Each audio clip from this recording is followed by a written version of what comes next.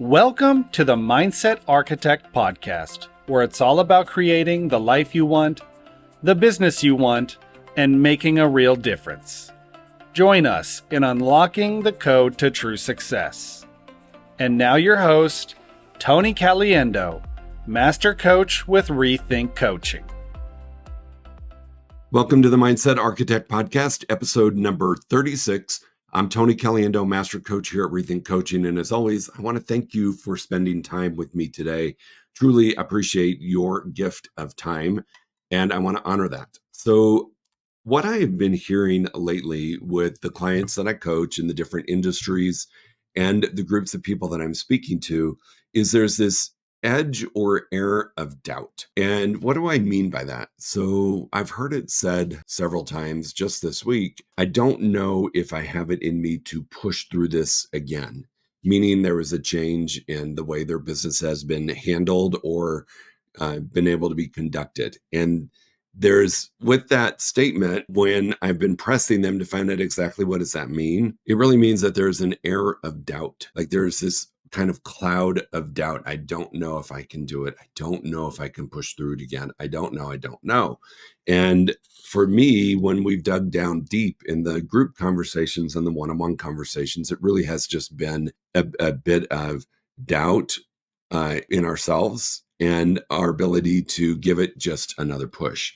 And I want to talk about a couple of things that I recommend and that I personally do that really help in those moments, because if we're completely honest, we're all going to be faced with this at some point. I know a lot of industries are going through change right now in the way things are done, or the way sales are captured, or the way sales are converted.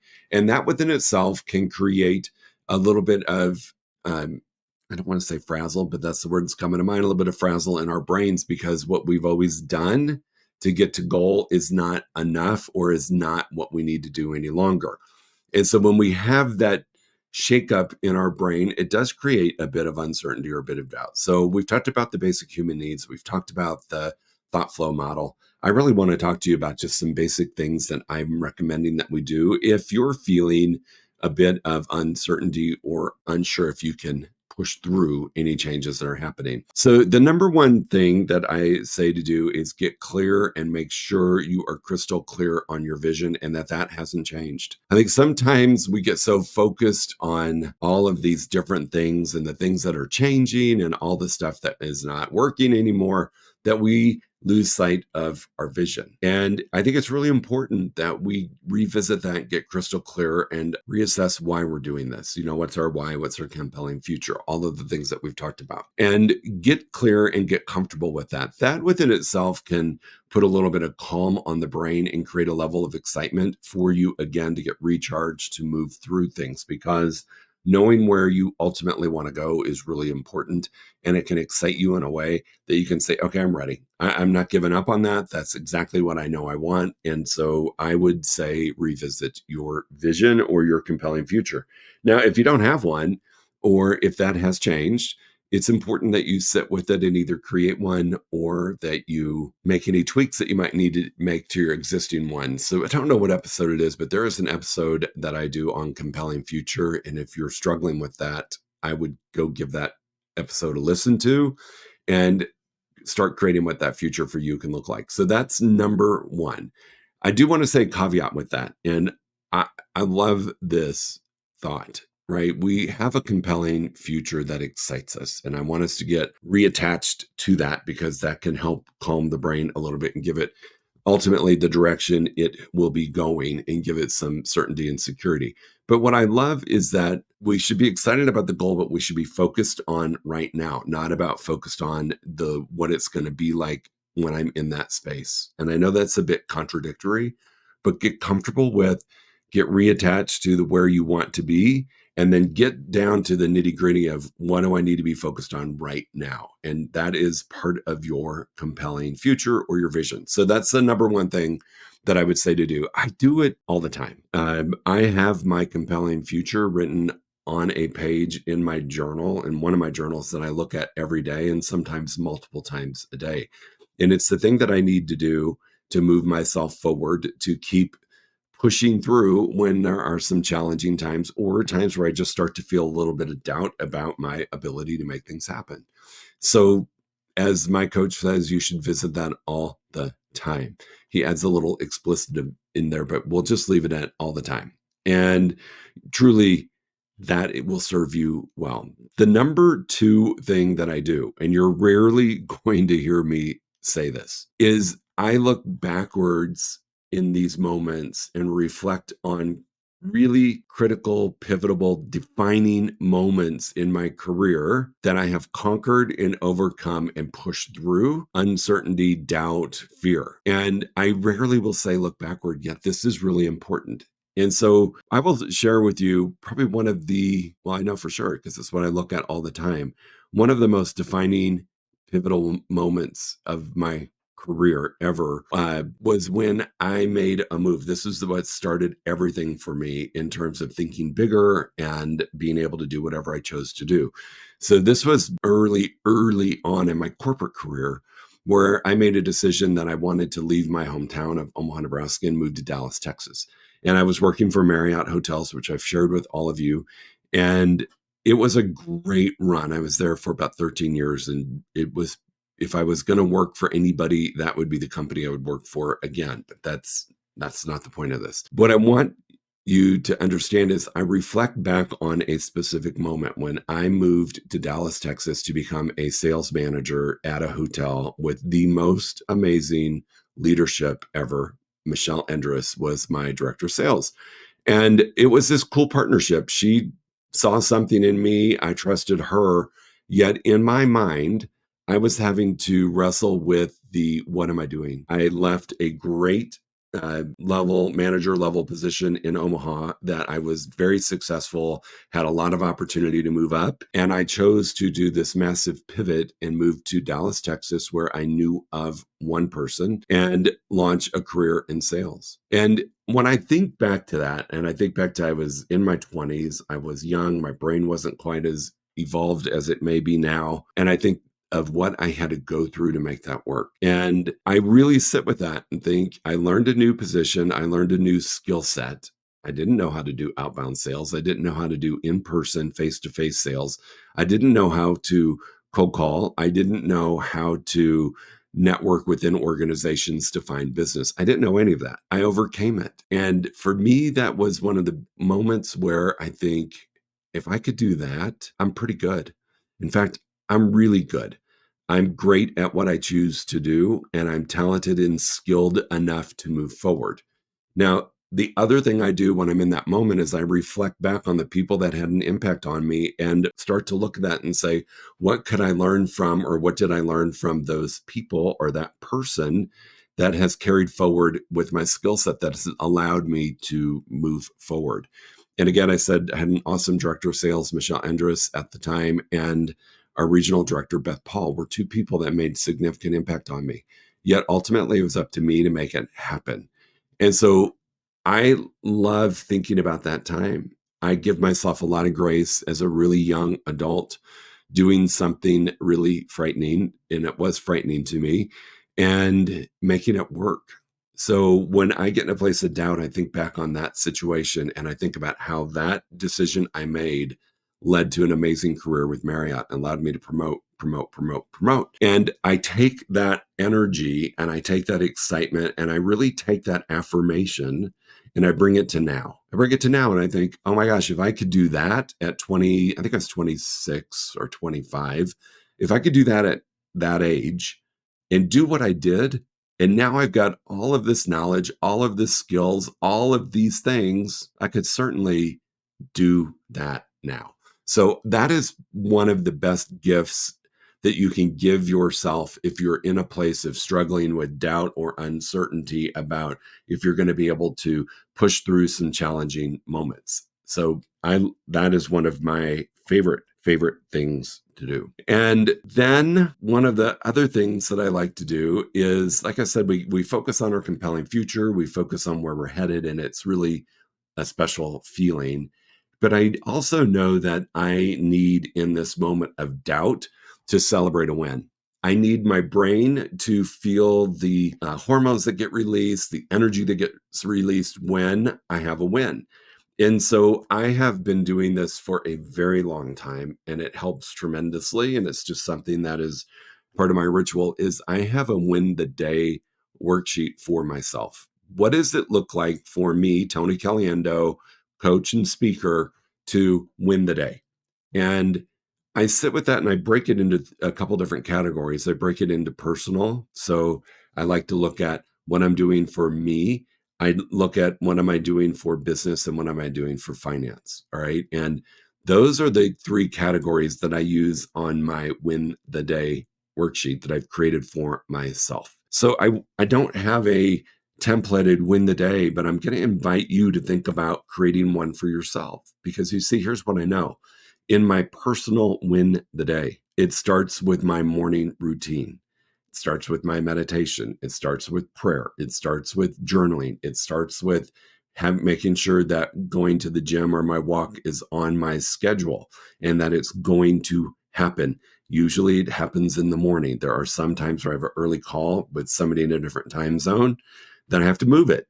But for the most part, my morning ritual is shakable and I measure it every single day. And then I move into the professional part of it. And I think about I'm running this business or multiple businesses at this point, and what needs to happen for me to win the day today in terms of sales calls, sales follow-ups, customer support, whatever it looks like, my staff, my other coaches, whatever that looks like that I need to accomplish that allows me to move forward.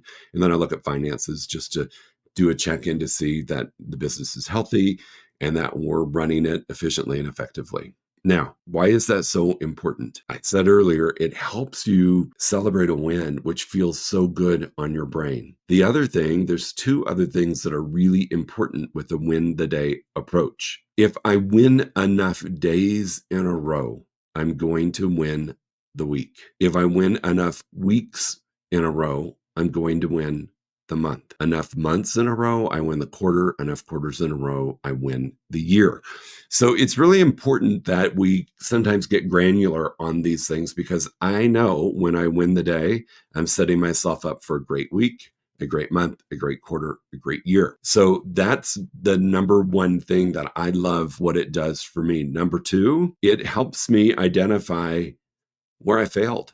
What are my failures for the day? And I know some people hate that word. I love it because it's just what are the lessons that I can learn from the day, what I did or didn't do, or what I could do better. And I really do, at the end of the day, run the scorecard for myself. And I will be very honest and say, did I win the day? Yes or no? If I won the day, awesome. I still analyze what could I have done even just a little bit better, just to continue to push myself to grow. If I did not win the day, what happened? What prevented it from happening? Was it a thought? Was it a time blocking issue? What was it that prevented me from winning the day? Because you see, either way, there's this thing called gradually and then suddenly. If I'm not paying attention to my daily, gradually a month is going to go by and I'm either behind goal or right at goal. Gradually and then suddenly happens both for the good and the not so great. And if I'm not catching it at the day it happens, I'm risking moving into a gradually and suddenly. My business is unhealthy. Gradually and suddenly, I am behind the eight ball when it comes to finances. Gradually and suddenly, my health is not where I need it to be. So I really do love the win the day for those reasons. So sit with it and look at, okay, we've talked about the importance of a plan, and I don't care what business you're in or if you're in this and joining me just because of the winning of your life, you should have a plan. You should have a goal, and you should have a 1 year and a 5 year and a 10-year goal. But what's really important is that we take those big goals and we chunk them down into measurables. And those measurables now are what I'm going to use to derive my win the day. And I will say this still at this point, there are days I don't win. There are days that I do not win. 9 times out of 10, when I haven't won the day, it's because of a thought I allowed to creep into my head that I didn't correct and fix, which affected how I feel, the actions I take, and the results I get. Or I negotiated with myself because we're great salespeople. And I negotiated off one of my non-negotiable activities. We all do it. I'm guilty of it. Doesn't happen that often for me anymore because I'm in such a routine of doing things, yet it will. I can easily get seduced by going and doing something more fun. I mean, let's be honest, there's all parts of our business and life that aren't fun. Some of the conversations we must have, some of the activities we must do. And when we're super uncomfortable, we can deviate from the great win the day plan that we have and actually end up losing the day. So there are moments where I love when I stub my toe because there's a lesson and a learning in it. So spend some time with this. If you're finding yourself, whether it's because of external circumstances or something going on internally with you, if you're finding yourself in a place of doubt and a little bit of uncertainty, if you've got it in you or there's enough gas in the tank to push through this, or should I be reevaluating what I'm doing for a living because this isn't working anymore? This would be a great exercise for you to do. Get clear with your vision, crystal clear. Not just like, oh yeah, I kind of know what it is. Read it. Have it written down. Have it somewhere. I do it every day because it's on a page in my journal that is earmarked that I read my compelling future, my vision every single day. And if I'm having a crap day, I'll go read it a couple times throughout the day. So that's number one. Number two, think back on defining moments in your career where you accomplished something so big that it recharges you and really rebuilds your faith and your belief in yourself that you can do anything. I default back to that defining moment where I chose to leave Omaha, move to Dallas, met an incredible person by the name of Michelle who believed and took a chance on me. And then I stepped in and did what needed to be done. That's my moment where I think back to and I think, my God, if I could do that, I can do anything. And it will recharge me and refocus me on what I need to be doing. So both look at what you did and look at the people that were involved with it and make sure that those lessons are carried forward with you because pretty much everything we do is a transferable skill. What I learned to do in sales at Marriott is serving me well in sales of homes, serving me well in sales of coaching, and serving me well in sales of public speaking. So pay attention to those things.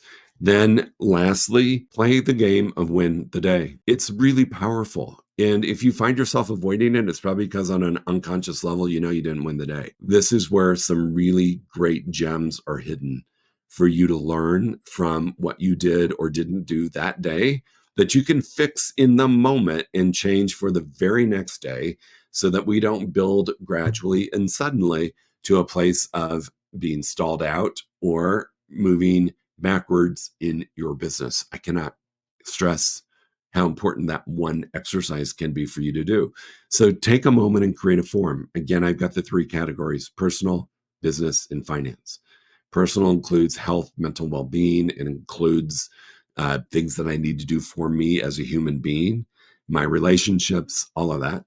Business is business. And then finance I keep separate, even though finance and business are tied together, just because it's important for me to know if my business is financially moving in the right direction and that we're doing the right stuff. So those are the three-ish things that I would recommend that you do and do at a really high level and commit to doing it. I promise you it'll make a difference. I love win the day and I also love the reflection. So do what you need to do to get out of that space. If you feel yourself sliding into it, here's three quick things that you can do to pull yourself out of it, reframe, re-energize, reestablish your greatness, and reaffirm that you are a badass and can do what it is you choose to do. We just sometimes need a kick in the butt and a little reminder to make it happen. All right, team, go enjoy your week. As always, if you need me, you know how to find me. Instagram, Tony M. like Martin Caliendo is my Instagram handle. Probably the best way to get to me is to direct message me there. You can email me directly, Tony@rethinkcoaching.com. I will tell you, with all kinds of spam out there, sometimes your email may not make it to me. So Instagram is usually the most reliable way to reach me. If you're struggling and you want some help, or you want to talk about winning the day or what that looks like, please feel free to reach out. We're always here to support you. Go crush it, make it a great week, and we'll see you in a week. Take care. If you enjoyed listening to this podcast, you must come check out the Mindset Architect Group Coaching Program. It's our monthly program where we explore the power of your mindset, help you identify what you truly want in business and life, and then help you reach those goals. Come check us out at rethinkcoaching.com/group-program. That's rethinkcoaching.com/group-program. We'll see you there.